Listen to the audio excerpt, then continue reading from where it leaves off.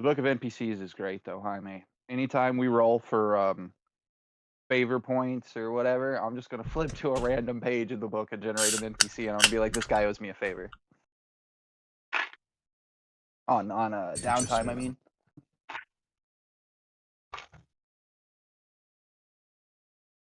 My favorite guy is Tall Larry in there. Have I told you guys about Tall Larry? Tall Larry. No. So Tall Larry. So the book is a bunch of random generators, is what it is, to create your own random NPCs. But then on top of that, they've pre-generated a bunch of random ones. And one of them is Tall Larry. Tall Larry is this like 7-foot tall dude, lives in town, and all his entire dream, and that everybody knows this is his dream, is to find a horse as large as he is to ride, like one that makes him feel like a normal person riding a horse. So everybody in the town is like, yeah, let's get Tall Larry a horse. And it's a running joke in town that people bring him horses. What the town doesn't know is the flaw in his dream, because everybody, when you generate a character, you generate their dream and then you generate the flaw in their dream. The flaw in the dream, what he doesn't share with everybody else, is in his dream, the horse that he rides that's as big as him is a centaur. He wants a centaur to ride off into the sunset with. Oh. Excellent. Excellent. I think it's beautiful. Male or female? The man of his, it doesn't say. Undefined. And so in my mind, Tall Larry is secretly gay and wants to meet a centaur to like fall in love with and run off, and he hasn't told the town. And I think it's awesome. I really hope Tall Larry meets his centaur. That's a pretty big closet to hold someone that large. Right. Well, and like the way they it's the other reason why I think he's secretly gay is because like they describe him as this like he's an over the top alpha male. Tall Larry's just this big, bulky, scary dude, and so it'd be really fun to have him be like the effeminate one in the relationship with the centaur. He meets the centaur, and suddenly he's just fabulous, and I would love it.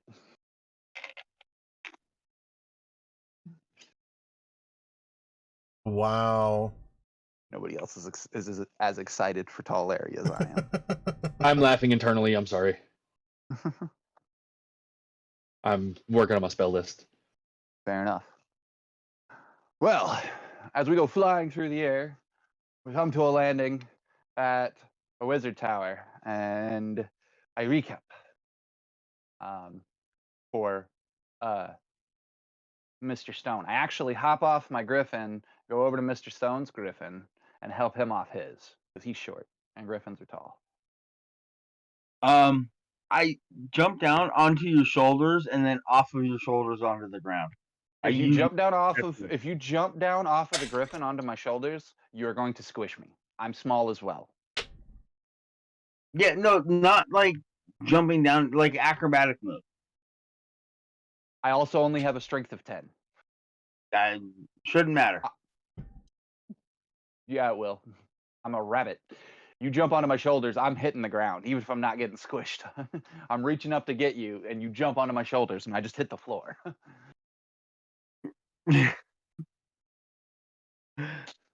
Remember, my character's alter ego is also purposefully diminutive. Like he makes himself appear weak, and he's Clark Kent. Remember? Yeah. So, I offer you my hand and say we'll work on that. Yes, very good, monsieur. Now, if you'll forgive me, we must recap the events that led us here, so we know what we're doing as we approach the visit Traxigor. I sit down and open a ration and start eating, waiting for story time.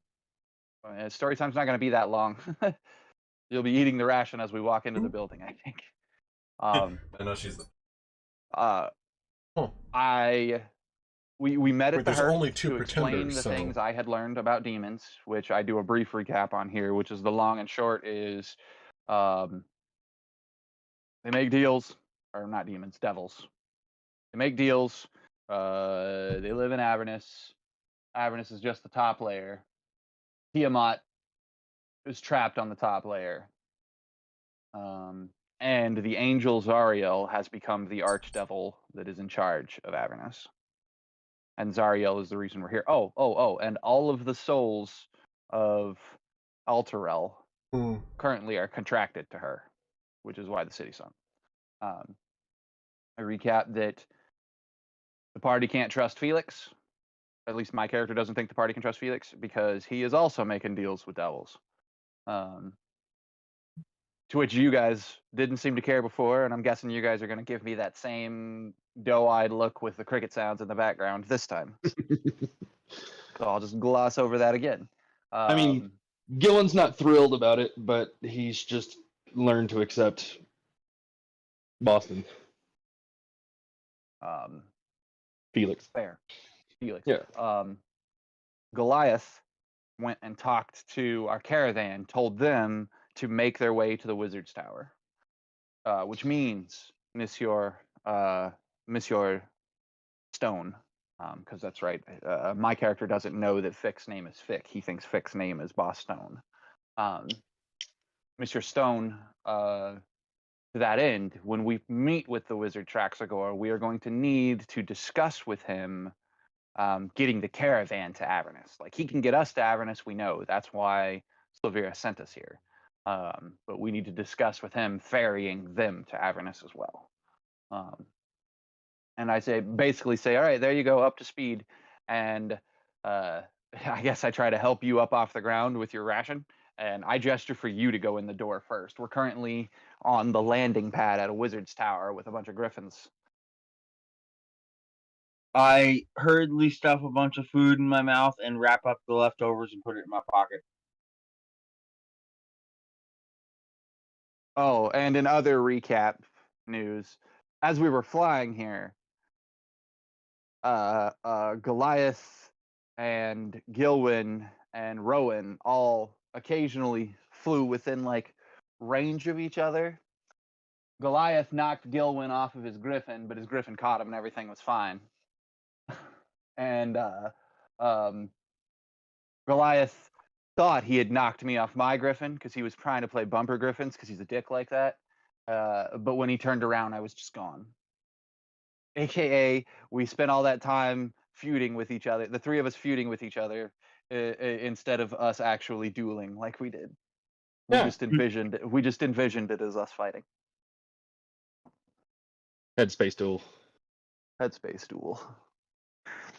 The best part about it is that Wes won it, but he only won because he cheated. And the best part is he didn't actually win.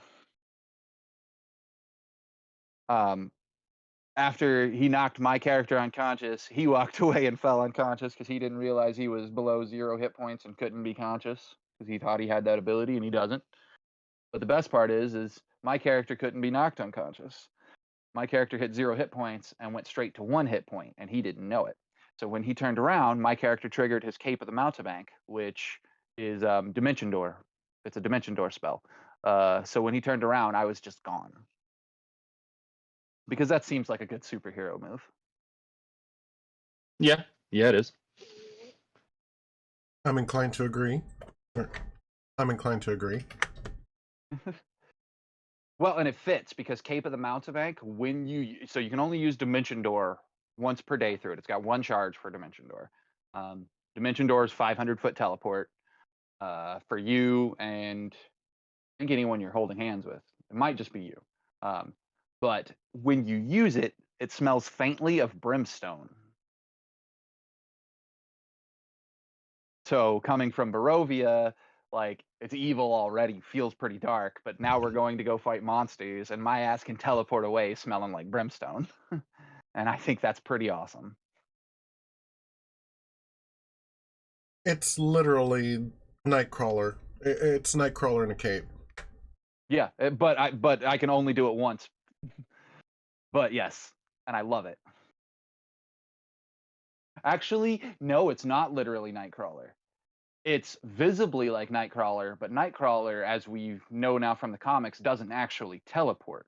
He enters the skin between Hell and Earth, and then walks to the location, and then pops back out. But he like time freezes while he's in that space. Technically, that's the etherealness spell. I see. That's how the etherealness spell works. You enter the ethereal plane, and in the ethereal plane, no one can see or touch you. But at the end of your turn, no, at the beginning of your turn, if you've used etherealness, you pop up in the square you choose within range. So on the off turn, you're just gone. Fair enough. Good to know. But all right. After you, Miss Stone. I go through. And I ask that Messer Goliath stay with the animals to make sure they don't fly away in case we need an escape.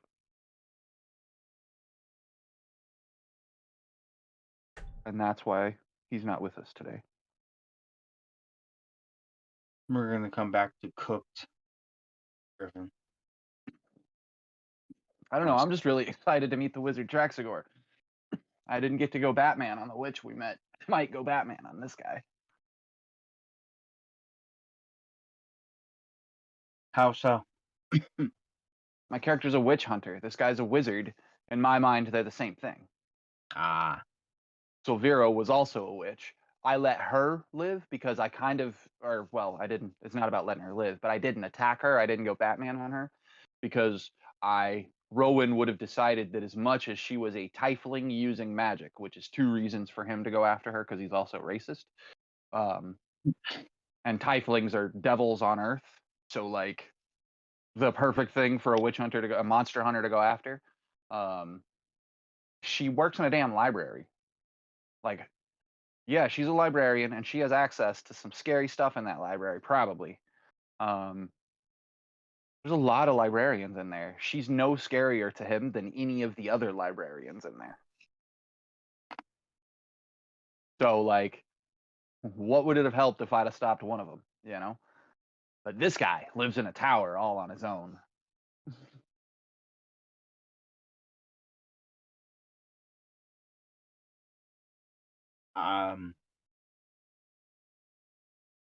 Like, I see where you're coming from. I don't necessarily agree with it, but I understand it. Oh, I didn't say it makes sense. I said it makes sense to him. Whatever helps you sleep at night. Rowan's super paranoid. I mean, look where he grew up. He grew up in Transylvania. Yeah. Yeah, I'd be nocturnal too. Well, everybody's nocturnal in Barovia. There's no sunlight in Barovia ever, even in the daytime. Oh, yeah. You get nighttime is the only time the sky is clear, but every morning the fog rolls in and clouds block the sky. And when I say that there's like a low-hanging cloud, I mean like you could stand on the roof of your house and touch the low-hanging cloud.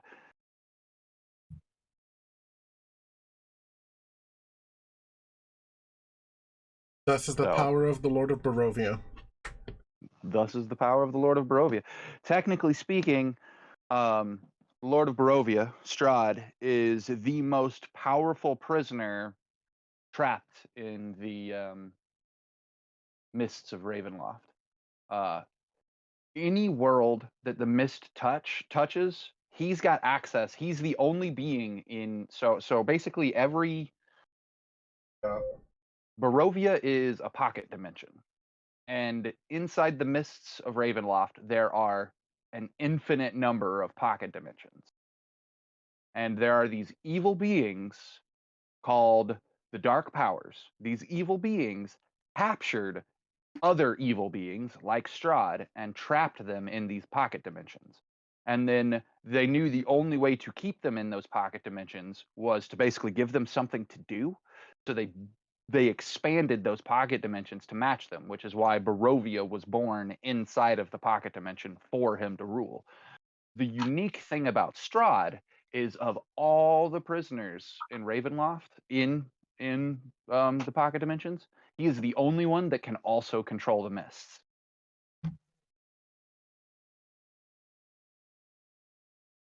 So he can send people anywhere or grab people from anywhere. Neat. But he cannot leave himself, because as we all know, all magic comes with a price. That was pretty solid, Jaime. Nominal cosmic power, itty bitty living space. Also fitting. Jesus, way to go, guys. Inspiration for both of you. I digress, shall we? Yeah, I'm waiting for Girk to go down the tunnel. Or, well, down the stairs. I already said I did. Oh, I didn't hear you. My bad. Oh, yeah. Gillyweed, do you follow him? Yeah.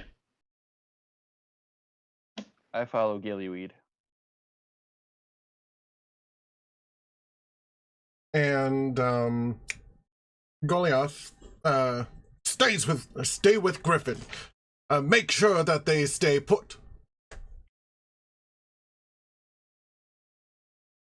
I whisper to Gilwyn, he's just mad he lost.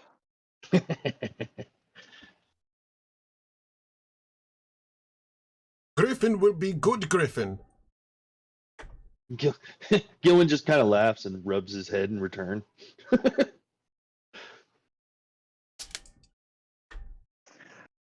I just can like picture Goliath picking them up and slinging them over his shoulder the way he did the farmer. Don't remind me. Maybe it's because I watched Encanto and my favorite character, Luisa, has super strength. And she's a real big, in one big scene, she's like, gotta go collect the donkeys that got out of the yard. And she's like throwing them over her shoulder. And so she's carrying like 6 donkeys. Nice. Physics doesn't allow for that to happen. But it does for her. Bro, she picks the house up and rolls and lays on her back, sets the house on her feet and rolls it.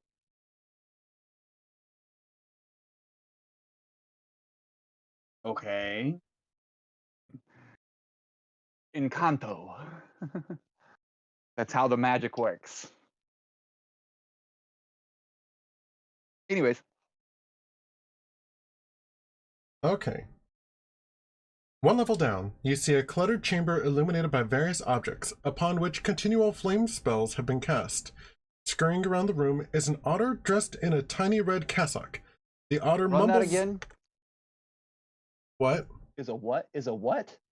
An otter.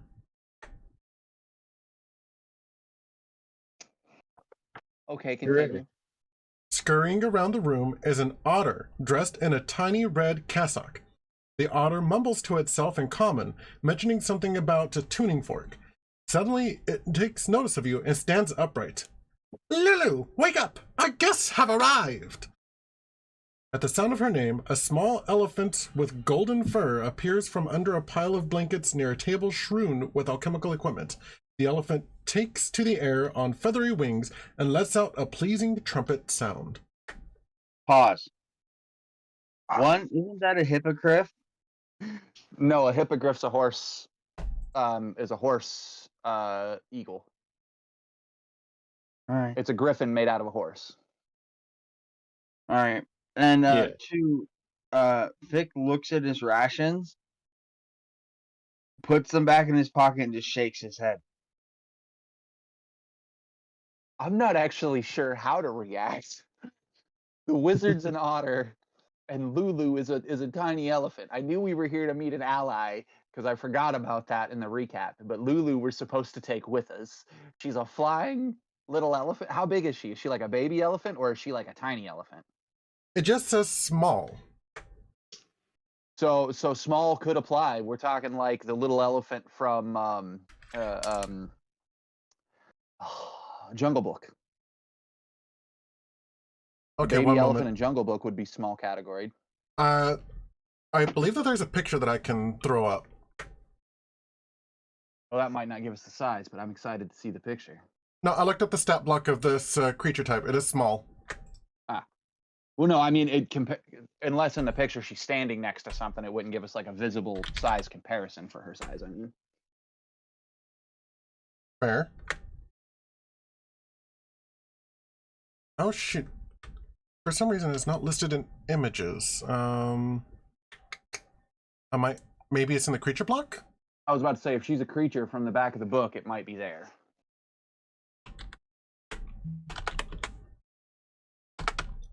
Do you happen to know what page it's on? The picture, I mean?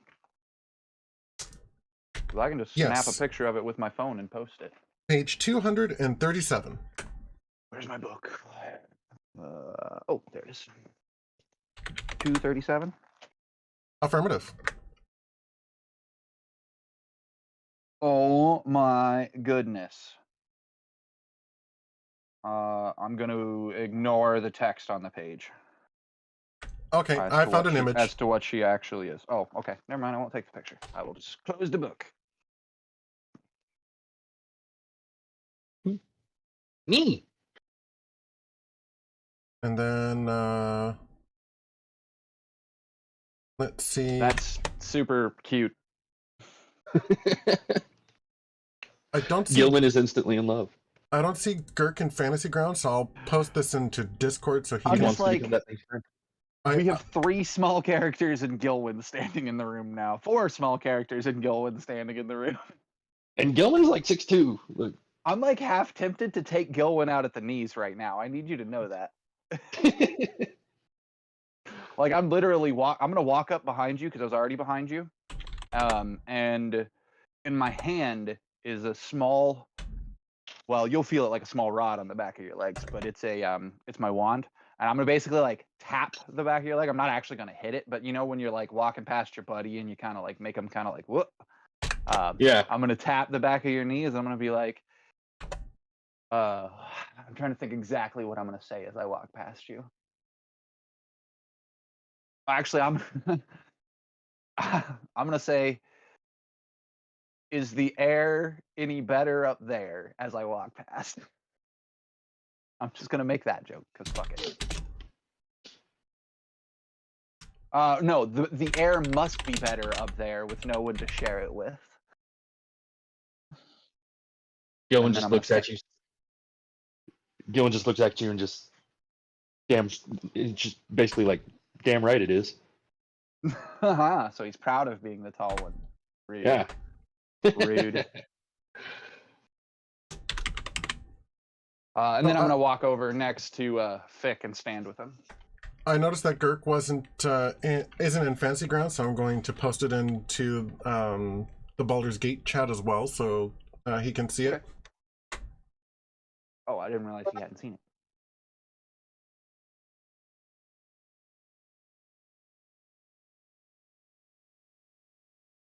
You still there, Gurk? Yeah, I'm here. I just forgot to unmute you when I ground my weed. Gotcha. Yeah, because I use a grinder. I don't, or like a magic bullet. Magic bullet. Gotcha. Yeah. His wings are on his head. Yes. So he looks like he has 2 pairs of ears. Oh, and he has tiny little tusks. Yeah.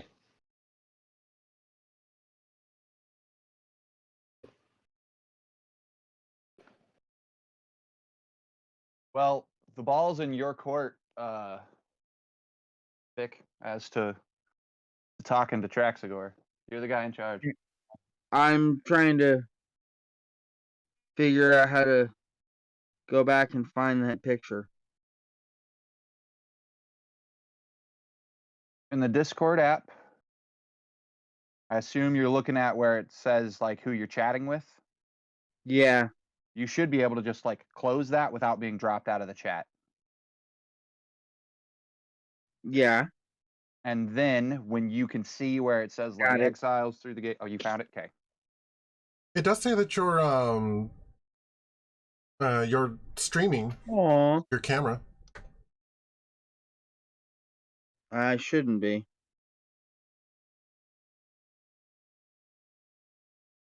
Let's figure out how to fix that.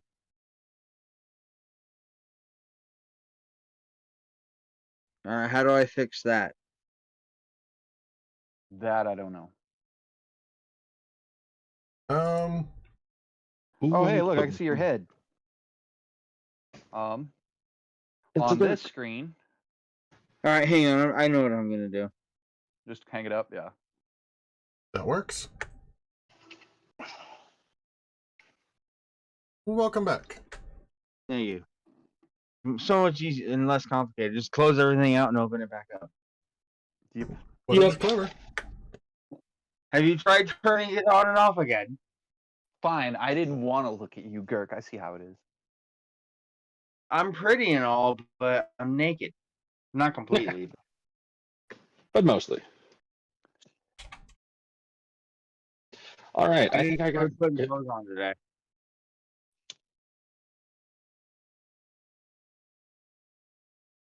But yes, Traxigor appears to be a walking, talking otter, and Lulu appears to be a little flying elephant.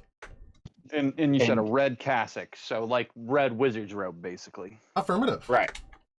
I am going to Google the wizard Traxigor. I bet you there's pictures out there. Oh, you know what? I didn't even think to look to see if there was one in the book.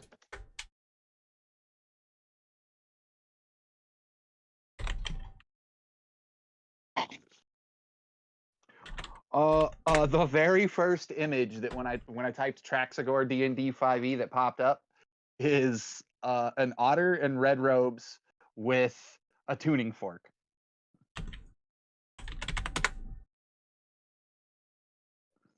Yeah, that tracks. He is looking for a tuning fork. Yeah. I've also found cleaned up pictures of Lulu. Cool.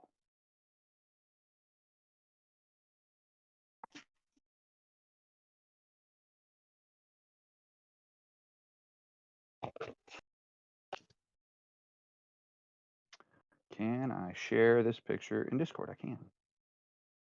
Share to last channel.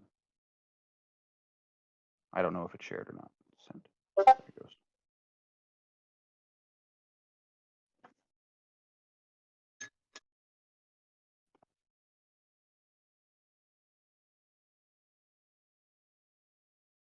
Well, it shared it as a link, not a picture. Yeah, but But it opened the search, so there's multiple pictures below it. Yeah, that's one I saved and was going to post in the chat, but you beat me to it. Well, I don't know. I don't even know how to react, honestly. This is a fucking otter. Like, yeah, I get it. I'm a rabbit, but like, I was born a rabbit. Was he born an otter? Does he look like he was born an otter? I don't know many otters that just become wizards. But I have. Oh, yeah, that's right, you're wizards who racist. have become otters. Yes, but I have heard of wizards with the ability to become otters. So I'm a little like, this guy might have just like turned himself into an otter. He might be a fucking druid for all we know. didn't he talk to us? Yep. Yeah. Druids can't talk in their animal shapes.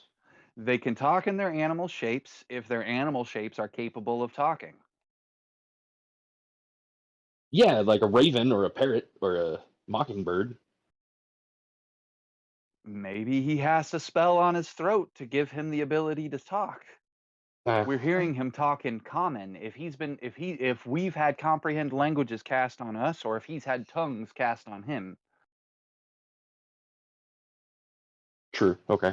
Or maybe he has a tooth made out of the same shit as my goblet. Also true. Carl, Well, no, what we'd was still my hear way? that as celestial, but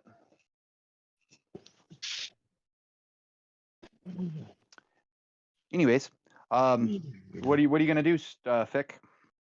I'm We're kind his of guests. I'm kind of dumbfounded as well. But has he said what has he said to us? Like, I didn't hear that. If He did. said, "Oh, look, our guests have arrived." You were expecting us? Oh, yes. Word was sent. You might still be muted. Oh yes, word was sent up by Sylvira.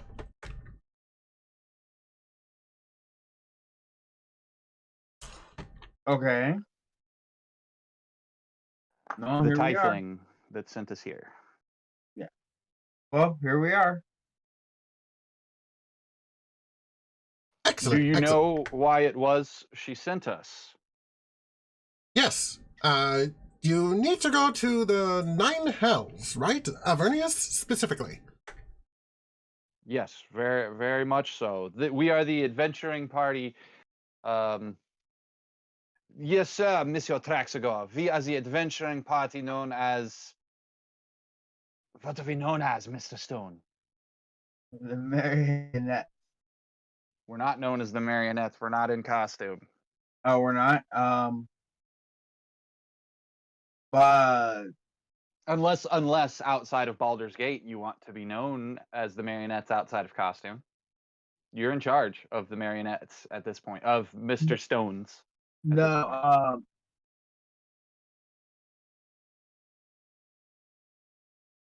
We are Mr. Stone's traveling menagerie. That's Solid. right. Is that what We are called? the adventurers known as the traveling menagerie of Mr. Stone. And this here is Mr. Stone. Tell me, what method will you employ to send us to this realm of the damned? When he says this is Mr. Stone, I look at you before I realize that. Oh yeah, he's talking about me. I think Traxigor needs to roll an insight on that. Well, I have a planesure spell that I've been preparing to cast on my archway, or on my gateway. I just need my tuning fork in order to get you to the right plane. I'm gonna roll investigate because I've got a passive 20 in investigate. Can I see his tuning fork in here anywhere? With a passive 20?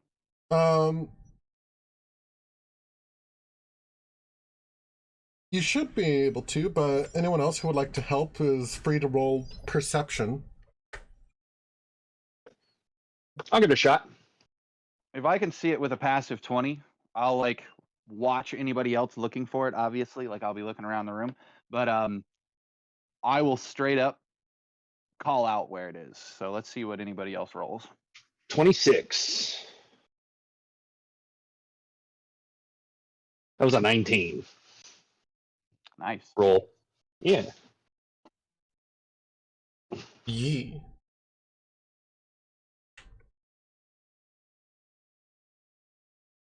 Okay. Jerk, are you wanting to roll to see if you can Find it, or are you gonna let just let Gilwin try to help him? Let go and try and help. It doesn't do to see the boss do the dirty work. Okay. So Gilwin, or Gilwin's actually the one who finds it. Yeah, no. I would so again, I have basically superhuman level investigation with a passive 20. So my thought process is I spot it most likely just very easily, like if I try. So when he finds it, I'm liable to be like, yeah, it was over there next to the Erlenmeyer flask and the beaker, right?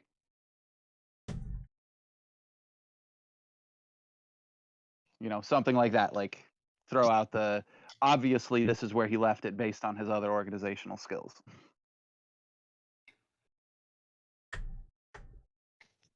Just for the sake of being a smartass. Yeah, basically, because Yeah. my character doesn't want to like reveal that he's badass at the things that he does, but he really wants to be like a smartass about it. So when you find it, I'd be like, oh yeah, that's obviously where it would be because of this, this, and this. But I would say that in private to you, not to Traxigor. Right. Oh yes, there it is. And he kind of Did she inform you as to the size of our caravan, Monsieur Traxigor? That's caravan. Yes, well, you see, we are just the forward scouts. We have 4 cots of soldiers who will be joining us on this adventure. After all, we are going to hell, are we not? He, both of his little I told paws. you would say go to hell. Both of his little paws are put up to his face in disbelief. 4 cots? Ah, you really should have told me about this. I'm going to assume that they went to the pier. One moment. And then he scurries off to a mirror, which he takes off the little clam-shaped clasp that he has on his cloak, and presses against the mirror before reattaching it. And the mirror goes from reflecting what's in the room to an aerial view of what looks like a point, or basically a cliffside. It has your carts waiting for you, and everyone from the carts is just kind of looking around like, I don't see a tower around here.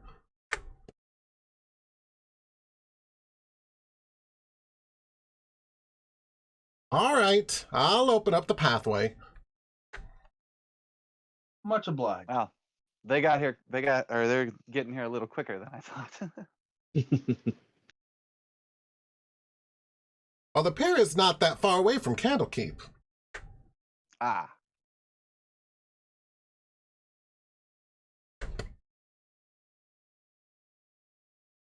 Wait, so are we on like an island?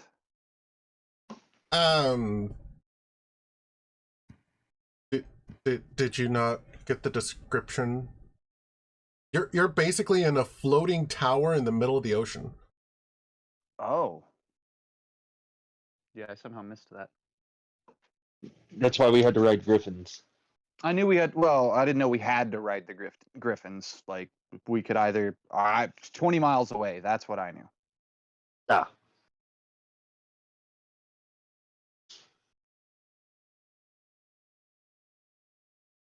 So, okay then. Cool.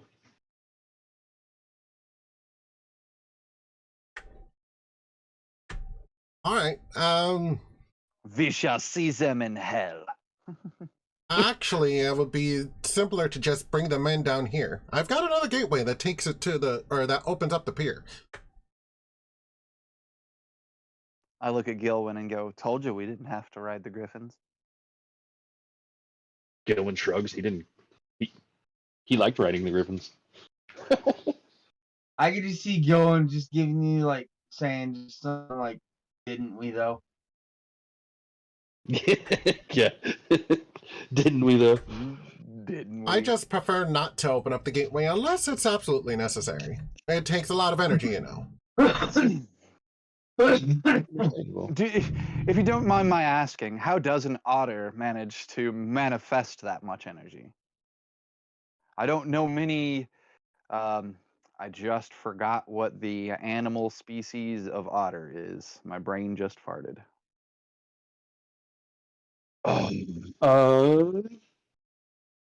What family are otters? Let's find out. Are you Googling? Yes, I am Googling. If it says nothing about their cuteness, it's false. Lutrine? I don't know many Oh. Lutrine. Huh? Yeah. Yeah, Lutrine, because it's a branch of the mustelid family that... Muscelids. That's what I was looking Muscelids. for. Muscelids. I don't know many muscelids that this the ability to open doors to other realms. And I seem generally like Concerned? this is awesome that you can do this, but like you're a fucking otter. How'd that happen? He talks as he How does scurries an otter around. have this ability? He talks as he scurries around, specifically heading downstairs. Oh, come along, come along. I wasn't. Go ahead. Go ahead. I was gonna say I'm right behind his butt. I'm following him. Yeah. Yeah. By the way, apparently Traxigor's size is tiny, not small, so he's even smaller than y'all. Yeah, I believe that. I wasn't always an otter. I was actually polymorphed into this. And decided that I liked this form better than the other, so I had it made permanent with the wish spell.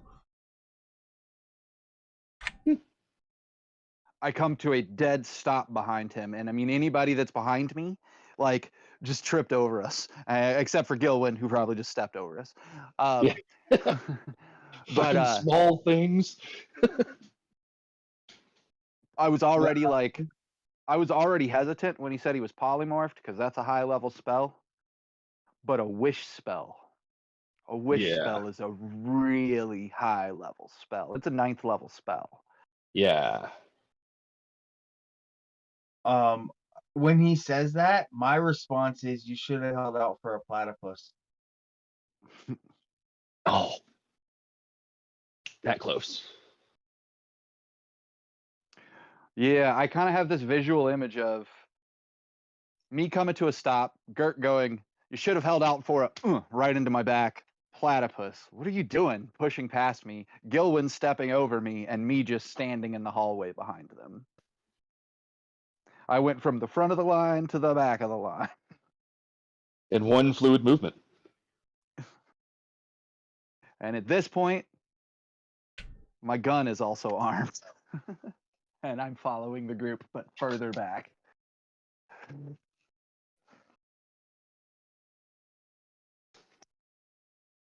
Weird. The equivalent, the way I do it is the equivalent of like when the police officer like unclips the lock on his gun, the snap on his gun, but doesn't actually pull the gun out. That's basically what like I look like right now.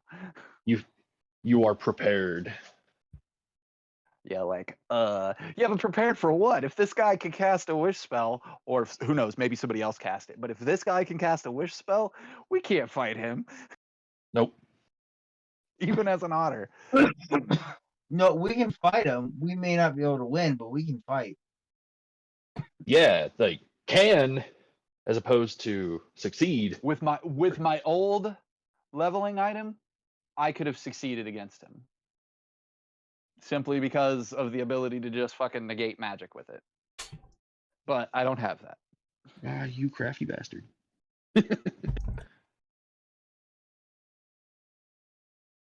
Absorption items are game breaking. What's funny is there's 4 different absorption items that exist in the game. Regardless, I am utterly pleased with this form. Ha ha ha ha. Now the gun's in my hand. Oh.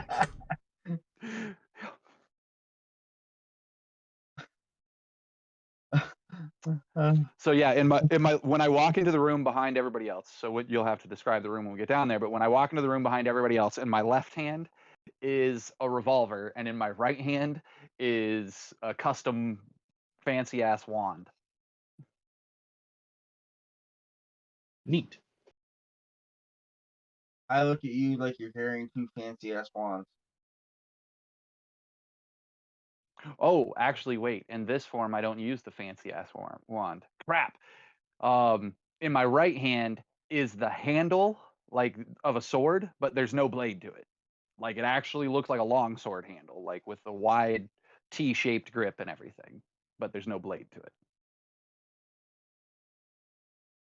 I see an ornate like fencing grip. Note to self, Rowan doesn't like puns. I think he has I gotta check my stats. I think I even have a low charisma. It's just that my character is an intelligence-based character, and I feel like anything that seems like the lowest form of wit, quote unquote. Yeah, I got a charisma of 12. So I'll laugh at a joke, but for me to decide to laugh at a joke, I've got to decide it's a funny one. Apparently, that wasn't.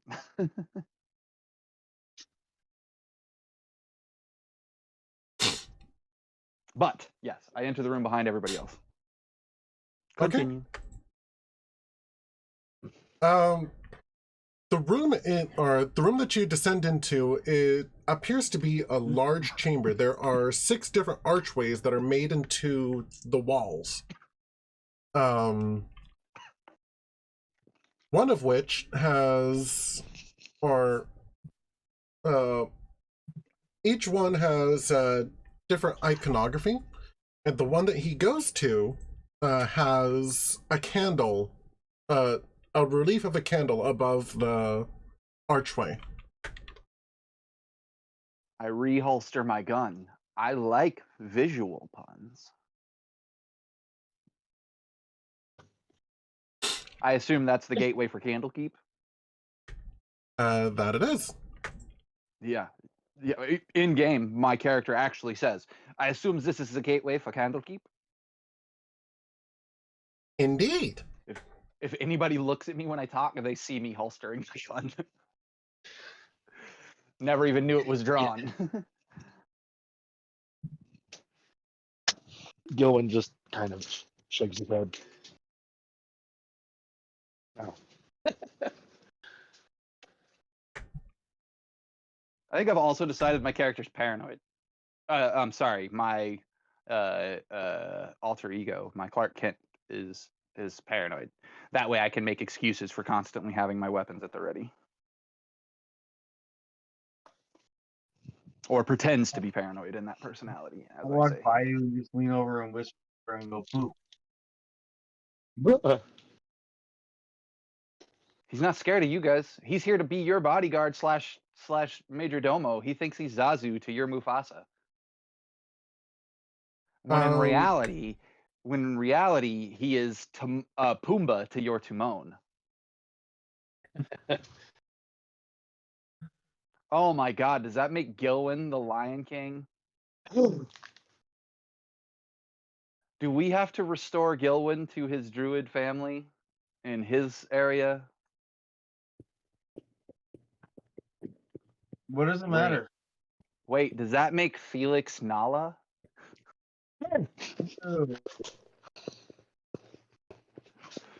That's it. Felix has a crush on Gilwin. Sorry, buddy. That explains a lot, though. It totally explains a lot. The first time you turned into a cat, he picked you up and tried to pet you, bro. No. The first time he decided to break the rules because Thunder wasn't around was to rescue you. Technically, it was to go follow you and Fick into the windmill and defeat the bad guys in the windmill. But for flavor, it's very easy for me to be like, nah, I did that for you. And as I've said before, Fick was born female, has now, thanks to the alter self spell, become male. But you were the only one that knew their secret. So it makes total sense. Like, you're the one person he confides in. Like, it's, oh my God, dude. Felix has a crush on Gilwin. All right, I'm gonna have to figure out what to do with that when Felix comes back to the game. But be aware. But be aware. And Rowan is the one that figured this out with his stupid investigative 20 and intelligence of 18. In my mind, I couldn't figure that out until I was Rowan. Awesome. Anyways, portal to Candlekeep.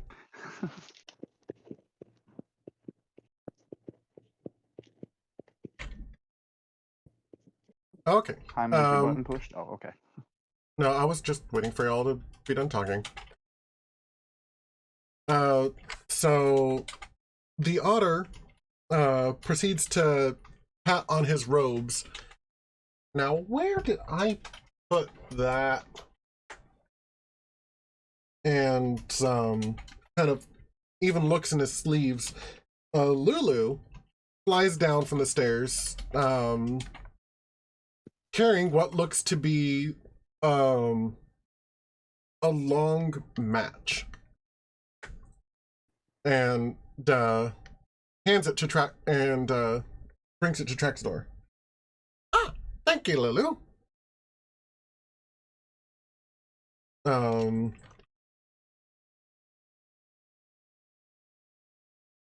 He then takes a match and strikes it against the archway. It is, in fact, a sun rod. The match is a glow stick. Fuck yeah. And then he presses it against the middle of the archway and mutters words under his breath. Do it, Gordon. No. It almost looks like it actually almost looks like runes are flying out of his mouth towards the doorway as he speaks. Before he steps or takes a couple steps away, and the doorway opens. And next thing you know, from inside this tower, you are now basically adjacent to this cliffside, and everyone is just staring at the four of you inside this tower, with Thurkir at the front, just going, where did you come from? Well, I was born in Caratur, but then I went to Barovia. Thus the name De La Barovia by way of Caratur. Now, would you please hurry up? You're letting a draft in. Actually, I say that. Now would you please hurry up? The draft is cold, something like that. The draft off the water or something, and then I like walk away from the door. I figure if I'm supposed to be Mr. Stone's major domo, I might as well order the motherfuckers to get the fuck in here.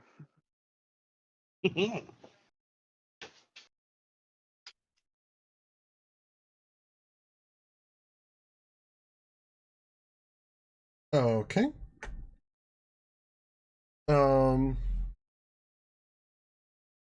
Let's see. It's light.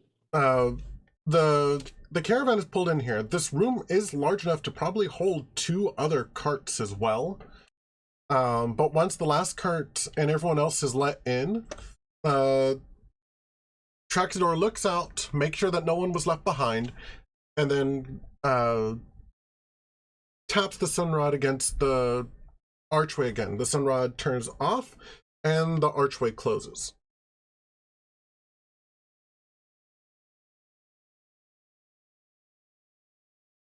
Neat. I motion for Lulu, like I just kind of like wave at her to come towards our particular little group, because as I understood it, she was from Sylvira. We were collecting Lulu to come with us. Lulu approaches. And I say, are there any surprises we should worry about from you? The otter used to be a man, and are you going to tell me you used to be... I look at the fact that Lulu's an elephant, and I go, some sort of bird.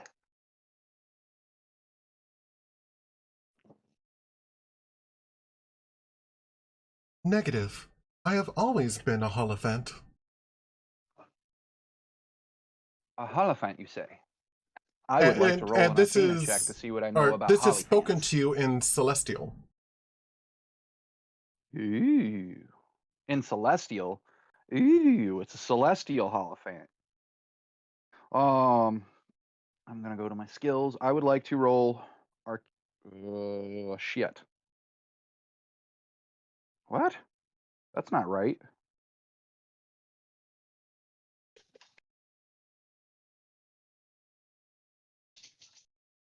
Right. I actually need to go pee, so I'll be right back. My skills are wrong. Oh. I'm not trained in Arcana.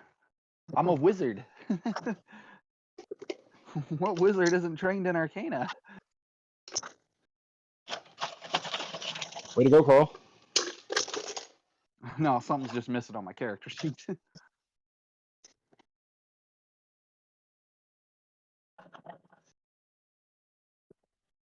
And apparently Beyond is struggling to load. Yeah, I noticed it was a little slow earlier.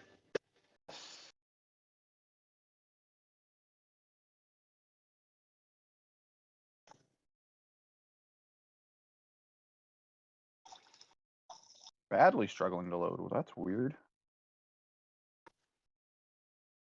That's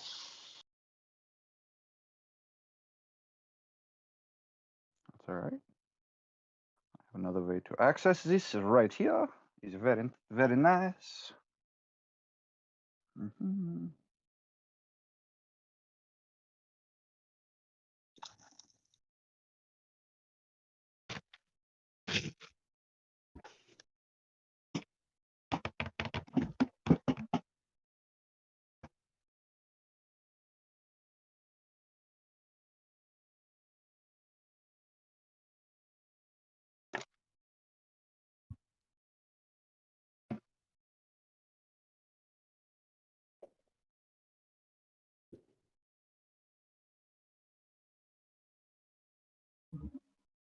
Okay.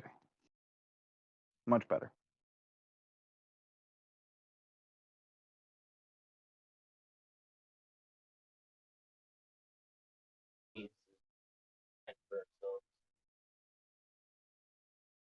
Oh, I was getting ready to put them pork ones. Or do you want to think first? Like I'm gaming, so you guys are okay with them. Oh, okay with that first though? Okay. That would be a good time to eat them.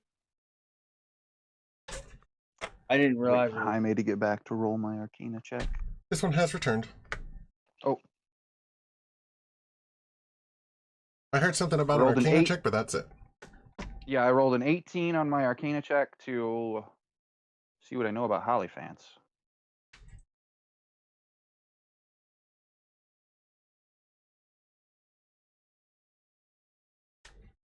Okay, let me look up the stat block so I can determine what an appropriate check would be.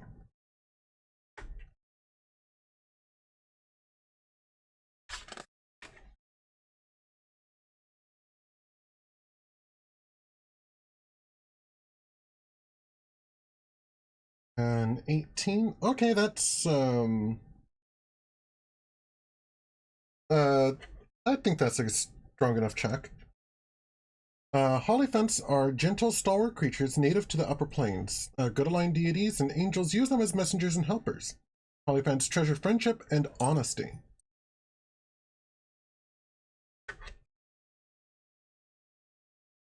They look like a miniature elephant with luminous gold fur and small, rapidly fluttering wings that not only hold it aloft but also propel it at great speed.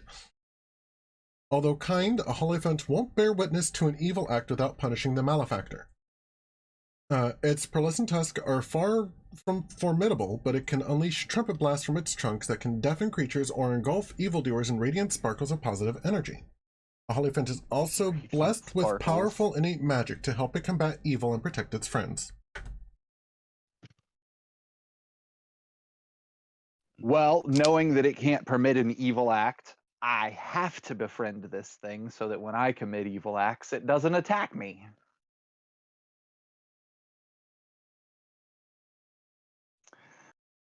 Or is at least conflicted about attacking with my 8, or yeah, at least be conflicted about attacking me. With my 18, does it?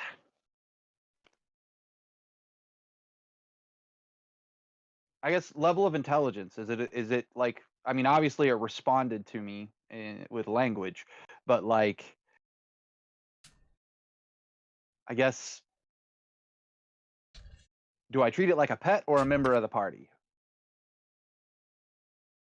Is what I'm trying to figure out.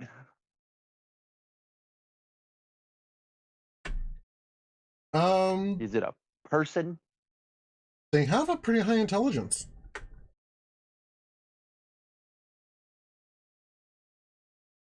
Well, then I say, well, Miss, what was the last thing she said? Negative. Fuck. Forgot the last thing she said. Negative, I have always been a Hollyphant. Oh, right. So no secrets you have always been a Hollyphant. Ah, yes, very good. So there is no secrets in the closet for which we need to worry about. Indeed, for I have no closet. I have no need to store clothes.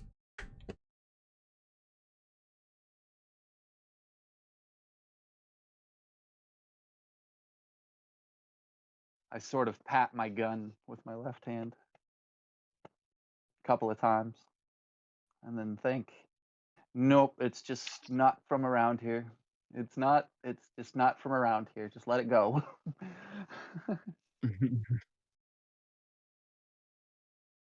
And I say, well, it is my very special pleasure to invite you to join Akadra. Have you...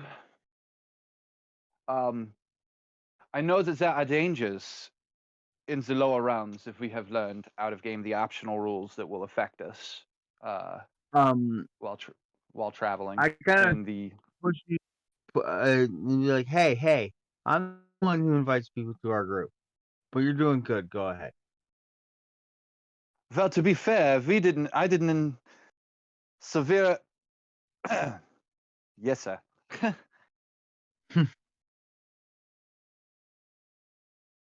Out of game, I basically say, you're from the upper realms. How are you going to fare in the lower realms? Have you spent time there?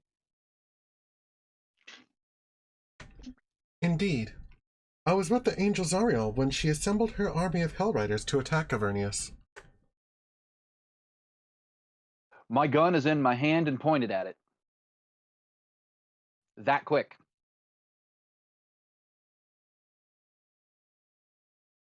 I'm shaking. I'm standing here like I look fucking terrified, but my gun is in my left hand, pointed at it. We just look at you weird. Why would you look at me weird? She just said that she was with Zariel. You know, the BBEG, the big bad evil guy of this entire campaign. Yes, but if she wanted us dead, she could have had us killed already.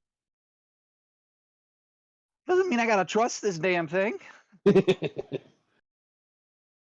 How's the whole situation reacting? I mean, we've got 4 carts of people. We've got a wizard that can possibly cast a wish spell, and Lulu the Hollyphant with a gun at her face.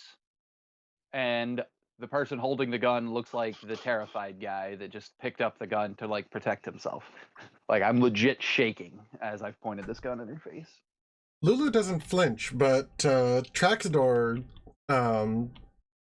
I mean, despite the fact that he's tiny, tries to interpose himself and like wave his arms like, no, don't hurt her.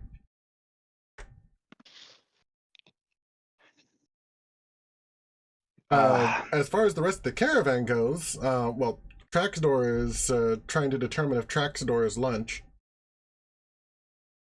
Thurkir is trying to determine if Traxigor is lunch, you mean? Yes. Nice. You said Traxigor and Traxigor. Sorry. And so Traxigor's trying to determine if they're lunch. What about the rest of the adventurers and you, Gilwin?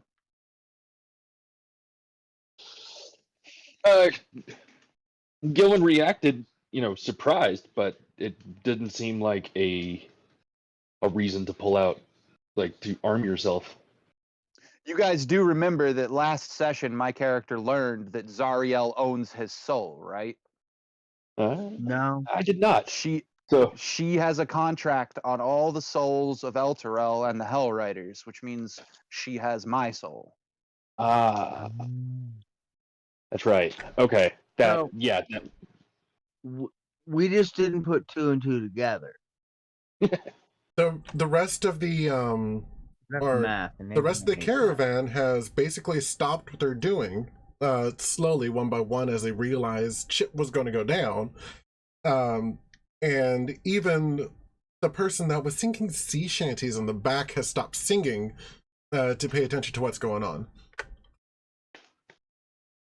I say something along the lines of, your mistress Zariel has taken a contract of 50 years to collect the souls of Elturel. This imbalance in the weave, because I'm a knight of the weave, cannot go unpunished. And you tell me one of her allies stands just a few feet beyond me. All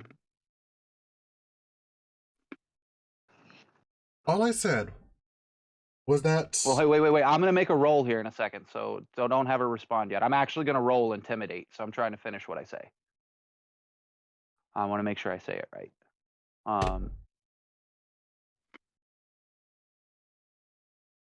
She took that contract when she formed the Hell Riders. That means this Hollyphant was with her when she took that contract.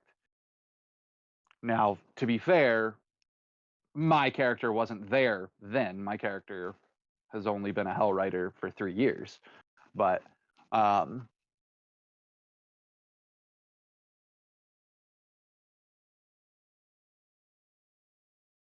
am honor bound as a Hell Rider of Elturel to stand against those that would damn their souls.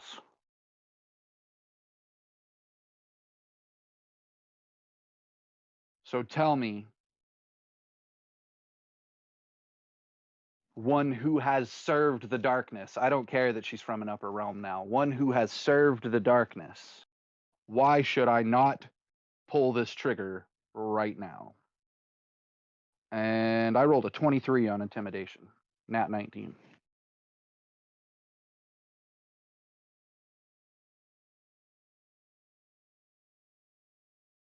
But I want to be clear, like, despite what I'm saying, my body is like, I still look afraid, but I look resolved.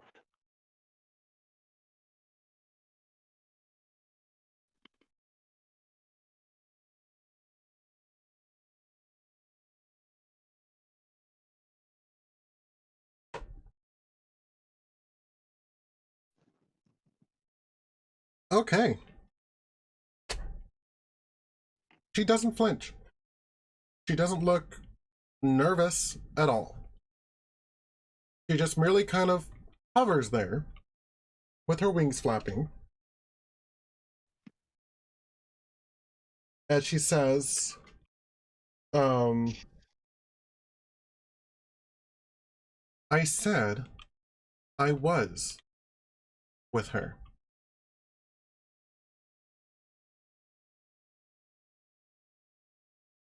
Was.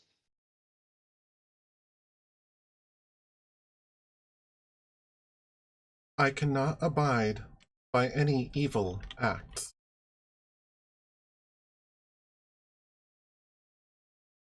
And so we parted ways. I'm going to roll Insight for a 13, which is unfortunately lower than my passive. My passive's 15, but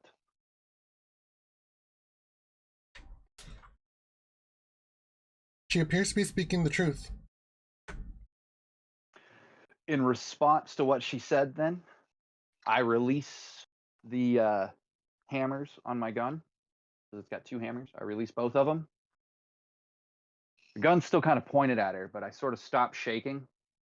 And like, it's abrupt. Suddenly there was no fear to begin with. I was actually kind of waiting for you to make me roll a deception check.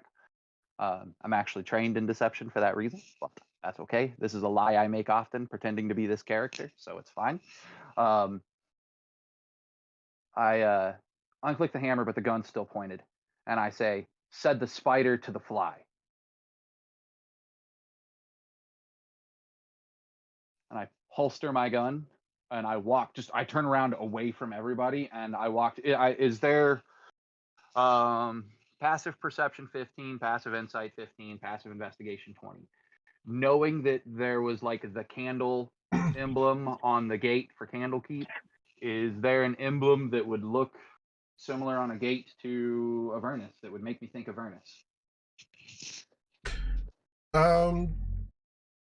There is a gate that has infernal writing above it. I think I speak infernal. But if I see infernal, that's the gate I go walk and stand by, and I just kind of wait by the gate. Like I separate myself from everybody else basically.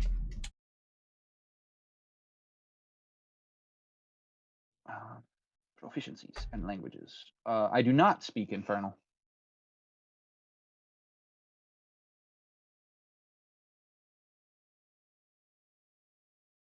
Interesting. Question. Answer. If I pour the contents of my mug that lets me speak celestial onto writing such as the infernal, will it translate it? I don't think so. Nope. It Damn, just gives you that'd the be ability to speak celestial, and you don't even know that you speak celestial while you're speaking it. That would be pretty fucking cool, though. I'm assuming it's something akin to the tongues spell, where tongues lets you speak a language or speak all languages basically, but wouldn't let you read all languages. You basically, yeah, read all languages, comprehend languages. So they're two separate spells in this. Though, to be fair, in this particular case, it's not that you speak all languages. It's that you speak all languages in Celestial. So even if people hear you talking their language, they know you're doing it with Celestial. They just understand what you're saying.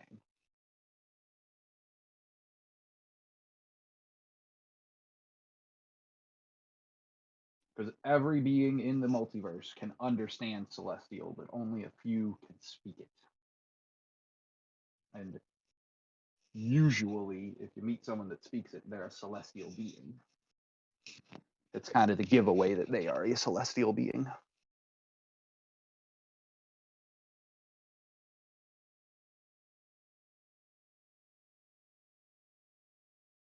And I apparently am only a celestial being with the intent of getting drunk.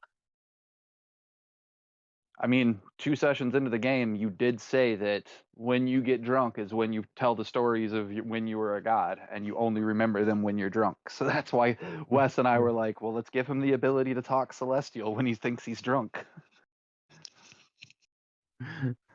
The whole idea is you don't know that you're sober when you're drinking the mug. You get the headache from drinking, you get everything else, so you just assume you're drunk, and it gives like a placebo effect. Lovely. Even though you're actually sober. I would But that not, way you I could would, win that way you could win every drinking game. And still like quote unquote be drunk.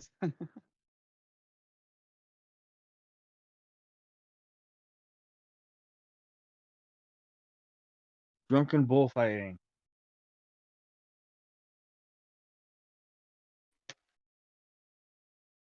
I do love that it has the headache drawback. That was all random rolled. Everything on that device was random rolled. I just want you to know that. Nice. Which is excellent.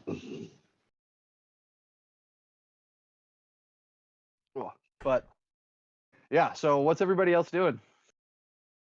How's Traxigor reacting now that I've walked away? He breathes a sigh of relief.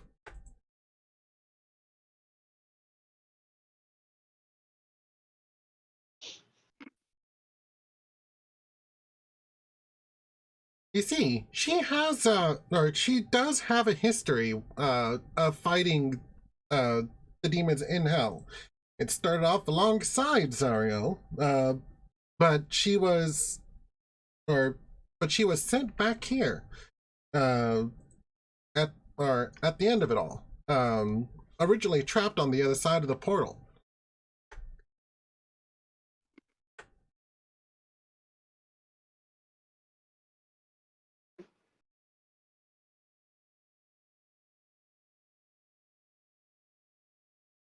Gilwin Fick, he's talking to you as far as my character's concerned. Oh, sorry. Why was you said she was trapped? How was she trapped?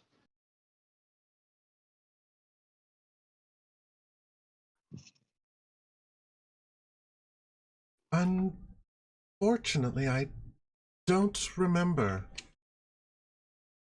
I've lost many of my memories. It's been damaged by, or my memory has been damaged by. I don't know. What I can remember is that I was with Zariel when she assembled her army of Hell Riders to attack Avernus. Yeah. What? Sorry, I was responding to Sue. Go ahead. Through the gate we went, tearing through devils like a song through air. Victory was in our grasp until some of the Hell Riders betrayed us. They retreated through the gate and sealed it behind them. Before she was captured, Zariel told me to hide her sword so it wouldn't fall into evil hands. Someone who helped me hide the sword. Someone helped me hide the sword, but I don't remember who, and we found a place to hide it, but I don't remember where. I escaped Avernus, but I don't remember how.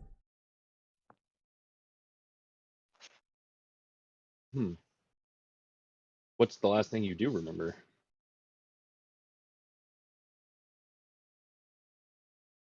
I remembered Sylvira finding me. Well, and apparently she also remembers the Hell Riders betraying her, but that's not how the Hell Riders tell the story. The Hell Riders tell the story that they closed the gate because they basically lost the fight and went back to El Terrell. I'm trying to remember it from when I read it to you guys, because I read it from the book. That was Rhea's story to tell on the adventure. Remember, I told it around the campfire. They tell it as they sealed the gate because they had to, because the legions of, devils were winning. So they were told to seal the gate, so they did. And when they went back to Elderel, they just lived in hope, because demons and devils were no longer popping out in their fields. They figured they had basically dealt a serious enough blow to hell that hell was going to leave them alone. That they had successfully intimidated hell into backing down.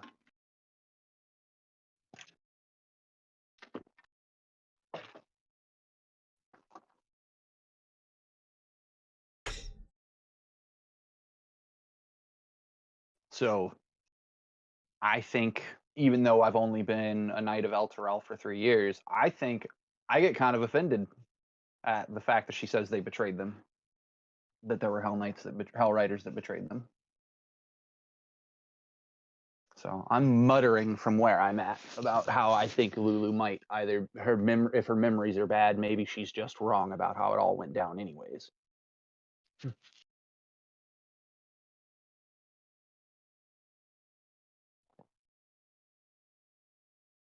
Hmm.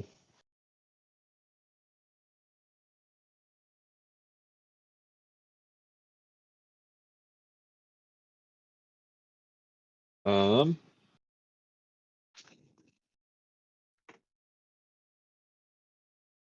don't know what else to ask.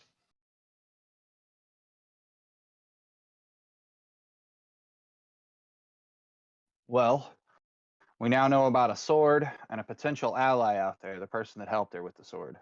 Helped her Yeah. hide the sword. We need this. We need to get that sword, I say from across the room. So we need to find out who helped hide it.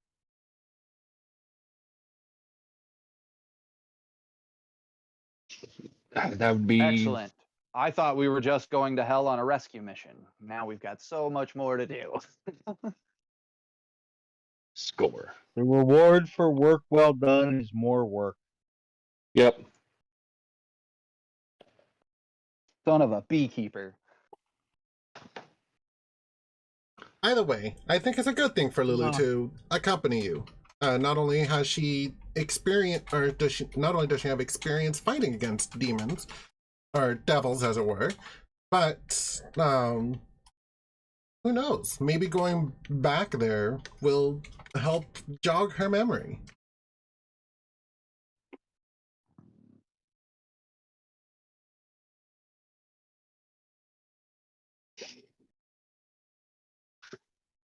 Fair enough. That sounds logical to me.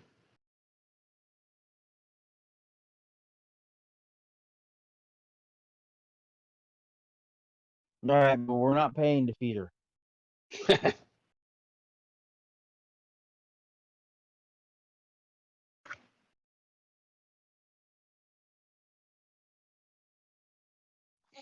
Sounds like the party says, let's do it, I guess. Yeah. Let's do it. Okay. Traxigor scampers across the, or scampers across the way over to the, or to the archway that has infernal written above it. And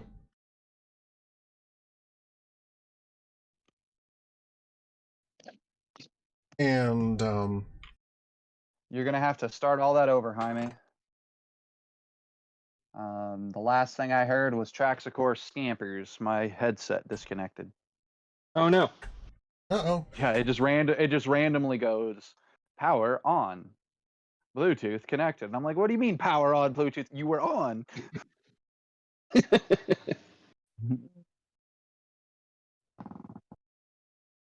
So yeah, last thing I heard was Traxigor scampers. Traxigor scampers across the ground, or across the floor over to the archway. With his tuning fork,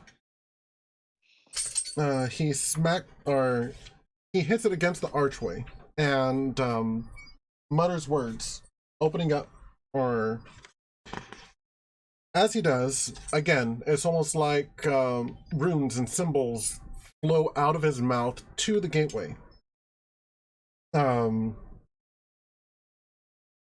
As he casts his plane shift spell. When the portal opens, a hot, stinging air assaults your senses. The city street in front of you is lined with buildings that are crumbling, if not already collapsed. The ground shudders, and in the red, smoky sky, a 400-foot diameter sphere of darkness discharges strokes of bluish-white lightning that strike the city at irregular intervals. Perched atop a distant bluff, overlooking the rest of the city, is a crumbled fortress.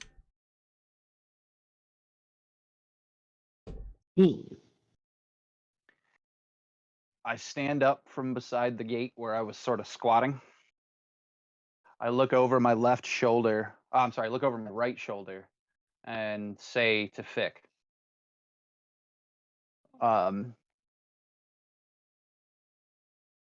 Monsieur Stone, it behooves me to tell you that if I travel to this place, much as it did when I came from the land of Barovia, I reach into my backpack and I pull out a mask, which I clip to my helmet over my face, a mask of the Knights of the Weed. And I say, it is possible that the Tallyman will follow us. He shall number our battlefields, and it is possible only he shall survive. I look back at the gate. My right hand that was holding that hilt of a blade, or hilt of a sword, a crystal blue blade extends from it. Jaime, this blade is actually sentient. I don't know if you remember this, but it doesn't talk, just so you're warned. All it wants is to hunt monsters. That's it. And it can only communicate with emotion. So the person wielding it can feel it. I figure I'm gonna let this sword get a good look at hell as I'm walking into it. How does it feel about walking into hell? Excited.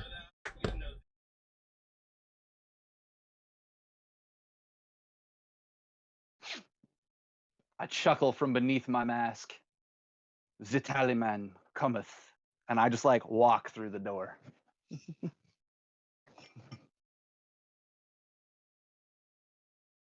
I so want to put on my mask. Well, to be fair, I'm not in my Tallyman mask. That's a completely different mask.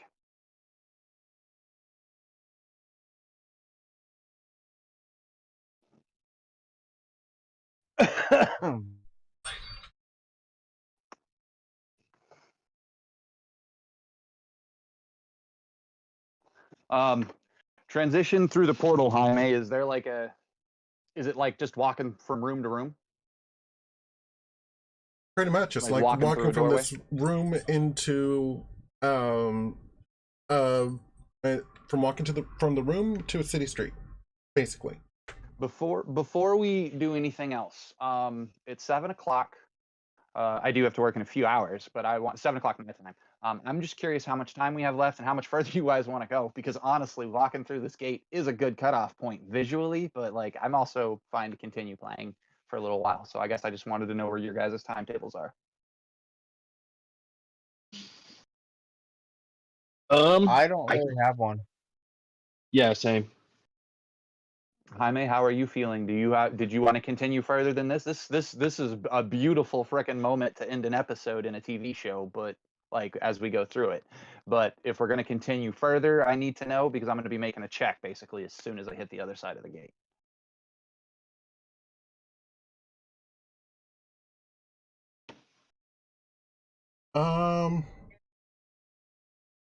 Yeah, I think that this is probably the best time for us to close for the night, unfortunately. Okay. Well, then basically when I go through the gate, I take off running. Basically, as everybody's coming through the gate, I'm gone. Because you said we're like on a city street when we come out, right? Yes. Yeah, I dart down an alley. Now, in reality, I dart down the alley, use my jump ability, my bunny hop, to get on the roof of one of these crumbling buildings to look down at the party. And my check is a stealth check to hide from the party. I'm gonna switch into my Tallyman motif on the other side of the gate, but I can't do that while under the watchful eye of others. Now, granted, it does not take me an action to do that. I just have to be out of sight. But I figure once I go Tallyman, I can be up on the roof waiting to join the party.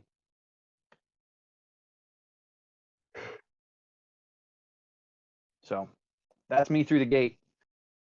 What do you guys do as you go through the gate so that Jaime can wrap us up? This is the gate into Avernus, right? Affirmative. Big black sun in the sky. Literally Nice. walking into hell. Cool. Well, it kind of feels like we're walking into Elturel in hell. You are, in fact. I was about to say, should I have asked that? Because I just kind of assumed that. Okay. We walked into Elturel in hell. Then yeah, I might even know where I'm at if I lived in Elturel for 3 years. I don't know what it's got written down for what Rhea knows. So. But we can figure that out next section. So yeah, Gilwin, you do what now? You walk through the gate into hell. Just prepare for any, I just prepare myself. You know what I mean? Like I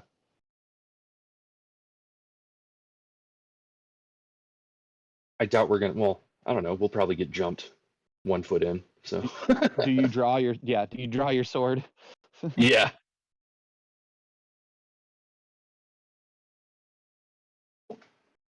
Thick, what about you? Not Oh, as no, and hot this- as I thought it would be. You what? Not as hot as I thought it would be. Not as hot as I thought it would be. We turn around and Thick's standing there naked.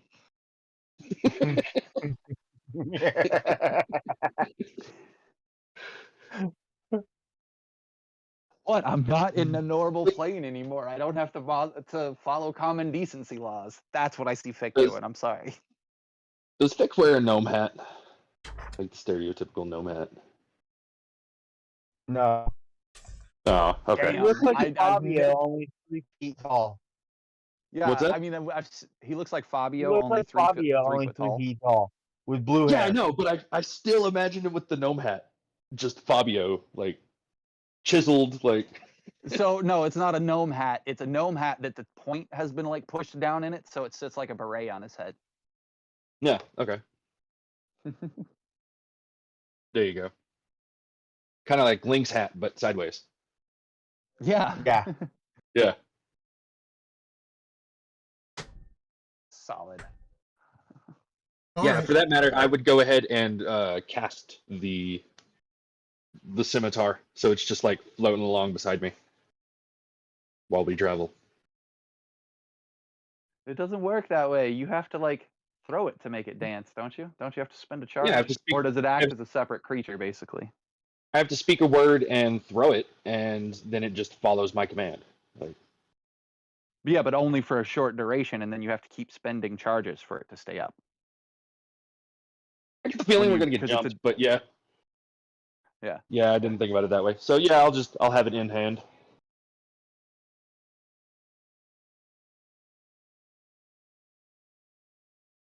Okay. Well, How's the treant reacting, Jaime, to hell? To him going into hell?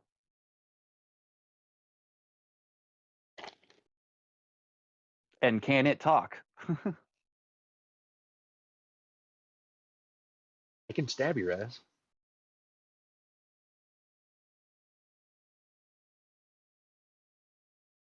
I still really picture Saba for that thing, personally.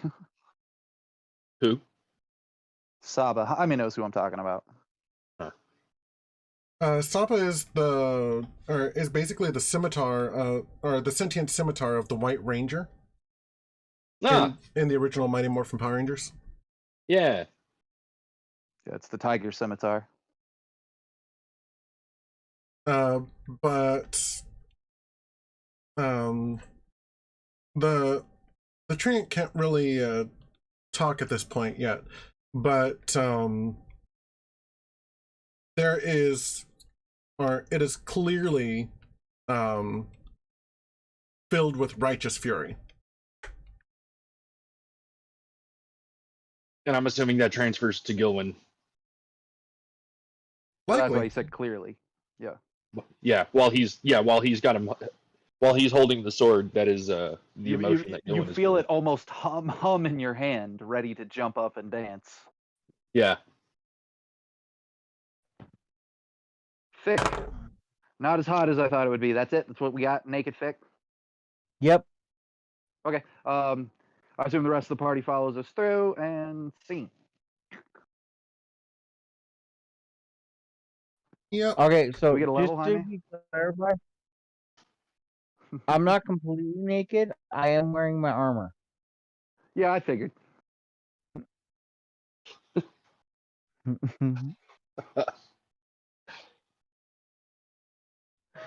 And no, that's not a level yet.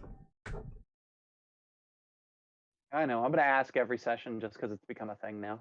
You have asked every session. Like, I know, but like sometime back in, I don't know, September maybe, I was when I got called out for asking.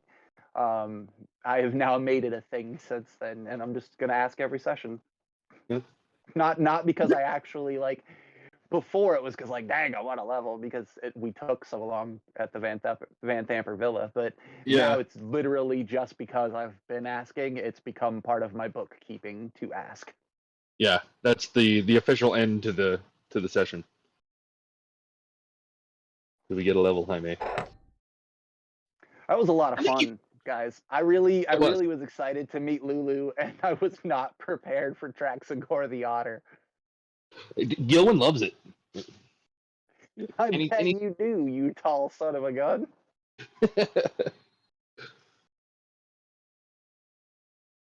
I don't know. I think it's utterly adorable. Utterly adorable. It is. It is. I like Traxigor. I'm not a fan that he has access to, or had found a way to get access to a damn wish spell and used it on something as mundane as making his otter form permanent, that means he's not nervous about the use of that spell. 9th level spells are something he can get his hands on regularly. That's what that says to me. So I'm a little scared of Traxigor. You probably should be. I'm still gonna pickpocket him next time I see him with pockets. I've just come to realize that Gilwin has no fear of anybody until they pound him into the ground like a tent peg. Like Goliath did. Yeah. So Jaime, were you there when he dropped Goliath in the duel, or when Goliath dropped him in the duel? Negative. 2 hits. Yeah. The first 2 hits. Goliath's 0 hit literal points. first shot. Tunk down. He hammered me into the ground like a tent peg. It was so great too, because a few turns later I used Cure Wounds on Cam while he was making his death saves, and I resurrected him, and then used Cam as fodder against Goliath. It worked. It did work. It did work. But at the end of the fight, like, it should have ended sooner, but he was misplaying his character. But at the end of the fight, I was left with just like rage attacking, just running in and being like, all right, this has got to end. And I missed like 3 attacks in a row. I have a plus 8 or plus 9 to hit, and I missed him 3 attacks in a row. It was crap. Yeah. It's fun though. We did all learn that our characters are really balanced to each other. Yeah. It would be hard for any one of us to defeat any of the others, really. Yeah, if we were all playing at our best. Yeah. You almost made the right move, Cam. You should have summoned first. Yeah. I should have summon and as then well. and then bear form. Summon and then bear form, because then you have extra hit points. Yeah. I have also I just also edited my spell lists in a way that I make it really difficult for anybody to be around me.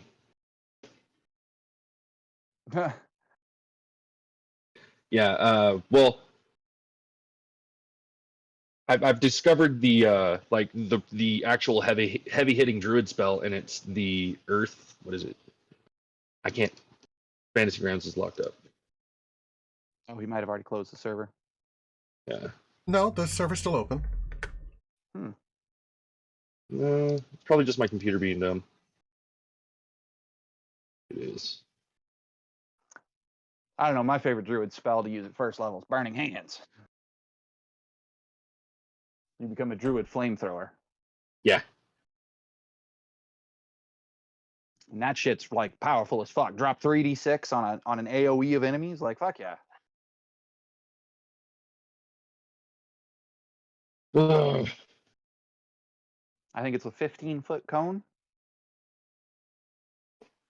Yeah. So that means 3 squares in front of you, it's 3 squares wide. And then it comes back to you in a triangle. Right.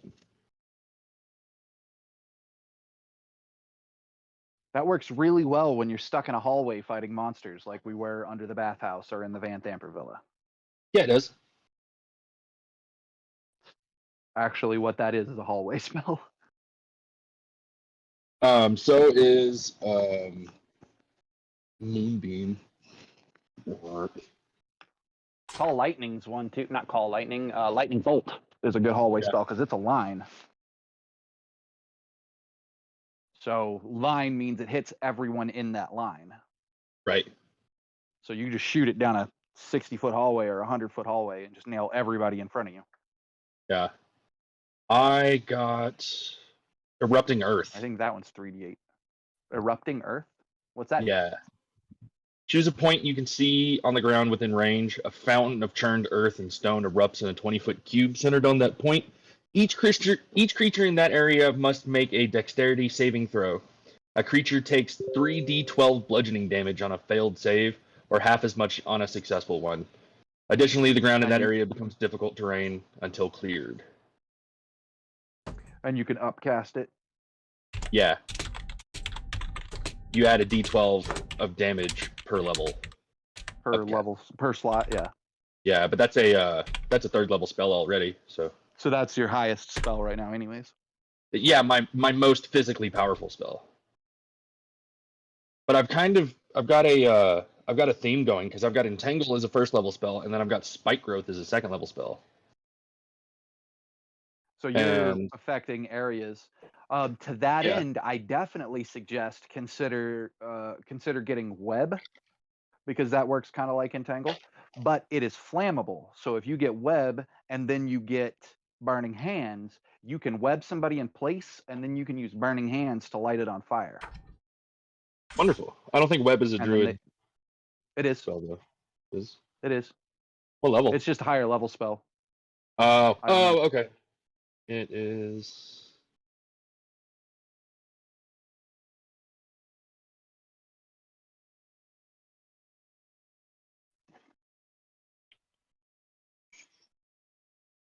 Jesus.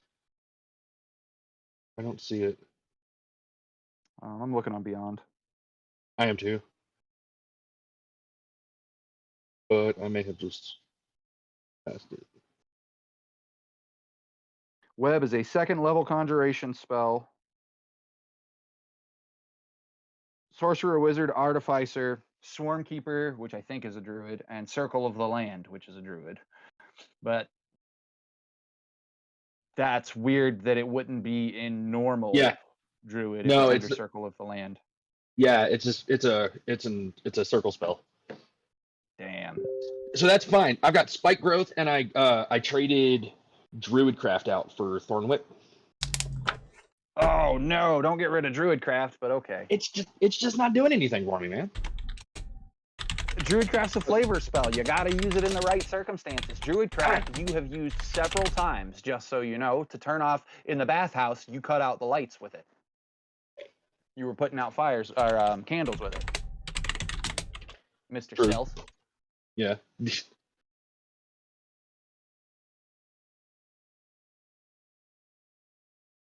Oh hey, it came back to life. Did it work? Oh, my computer worked. Okay. Well, I had fun, guys. I suppose I will see y'all next Sunday. All right. Sounds good. Y'all have a good evening. You as well. You too. buddy. See ya. Take care. Bye.